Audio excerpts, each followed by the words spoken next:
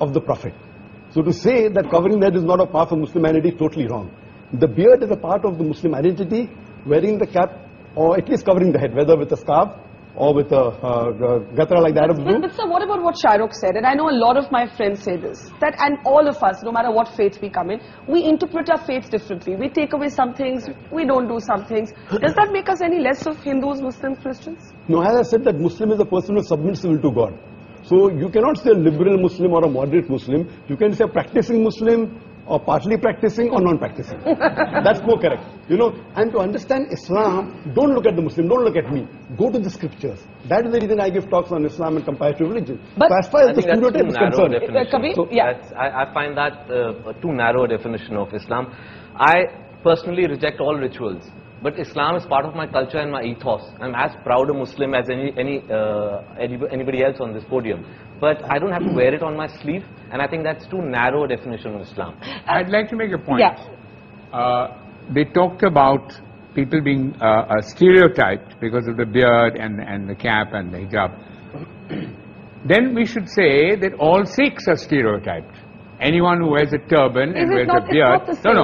It's not the same, but what has happened, I'll tell you, in fact, India has become, in a strange sense, more liberal, because when Yusuf Khan entered the film industry and adopted the name of Dilip Kumar, that was a time when the whole of India was pretty prejudiced against Muslims, let me tell you. And Meena Kumari, who was she? She was also a Muslim. Why were all the names? Shahrukh is an amazing example of a Muslim who is now the Badshah of Bollywood with a Muslim name. He didn't have to change his name. So something has happened. Would you have ever changed your name? To Akshay Kumar, yes.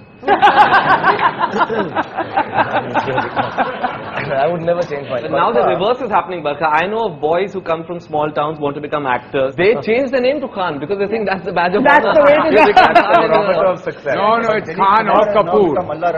Sorry, Najib? But Dilip Kumar has now become Allah Rakha Rahman. Yeah. So that's the change. But now he's no longer a star. Yeah, Shahrukh, you want to make a point, and then Soha and Madani. Yeah, I just want to say one thing. That, you know, I just want to know very clearly, and I'm a Muslim, and I want to know: is it more important for me to look Muslim and see Muslim, or to feel Muslim?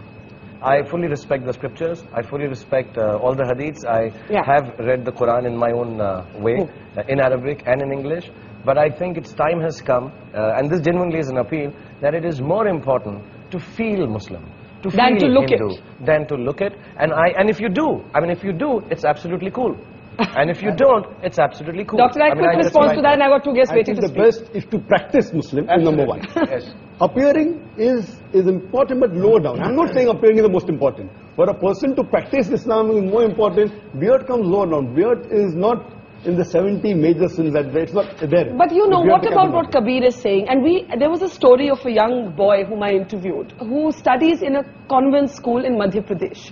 And he's a poor boy. And the school rules wouldn't allow him to wear a beard. He went all the way to the Supreme Court to say, I must be allowed to keep my beard. Otherwise, I prefer not to study.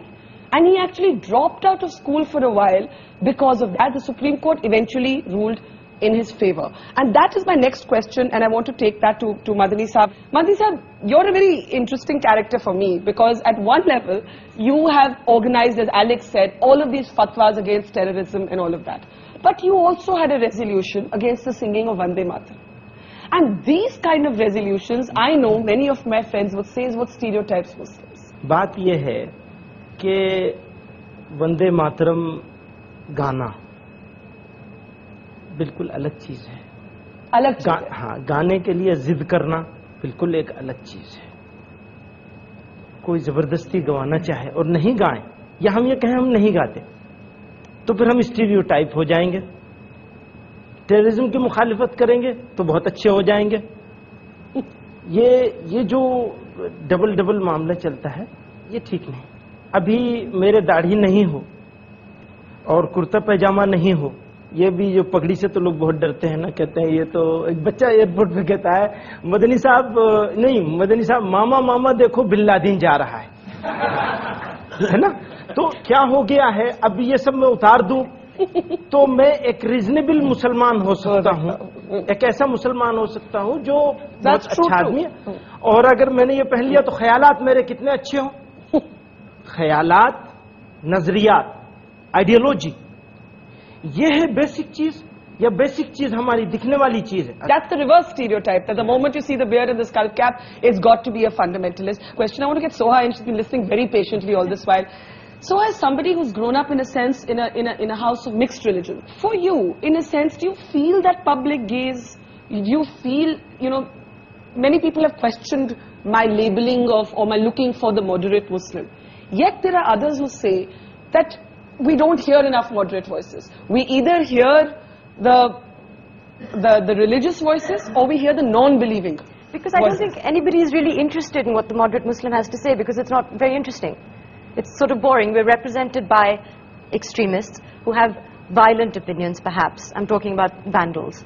And I think maybe also more recently, I was asking my mother when I was asked to come on this show.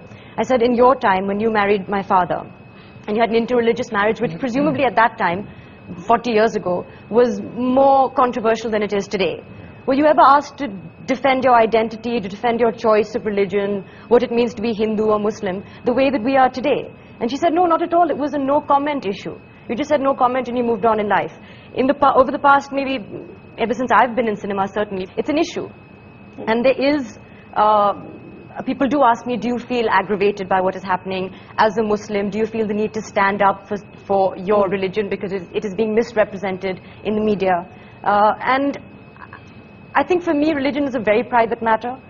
It's between my maker and me, and it's not something that I would want to discuss in any public forum, even this one. We should be talking about an Indian identity as opposed to a Muslim identity, I think. Okay, I'm going to take that as my cue to take a break. But is it, as I said to Alec earlier, is it that simple? Is there also a sort of denial within the community? Is the secular debate caught up in a certain amount of dishonesty? And there's also the reverse stereotype. We'll take a quick break and then we'll take the questions that I'm sure a lot of people have here that's coming up after the break.